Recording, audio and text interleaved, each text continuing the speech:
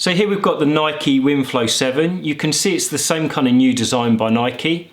You've got increased foam here with the idea of getting more spring, more propulsion, and you really do get it when you wear this shoe. It hasn't got the carbon plate like the Zoom Fly 3.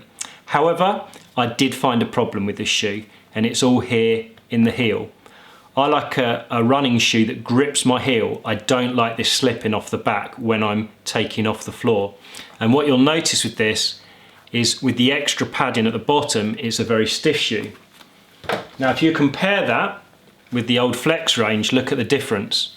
So although this doesn't have a V back, because the shoe is flexing with your foot, it grips much better in the Achilles.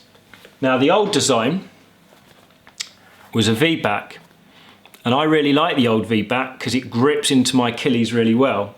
But I think what's happened is, with this new technological design by Nike, with the carbon plate in the Zoom Fly 3 and with this extra spring here and the higher heel, they can't put too much at the top or it's going to end up being too heavy and too much like a boot.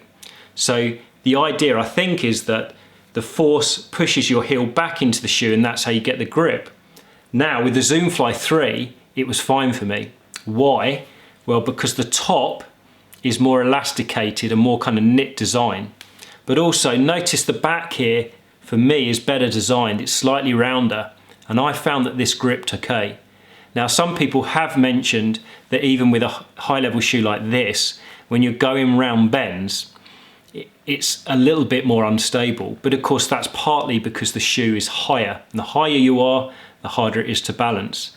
However, if you compare the backs on the more expensive shoe and the cheaper shoe, what you'll see is that it's more rounded on the more expensive shoe. It's just generally a better design. So this running shoe was no good for me.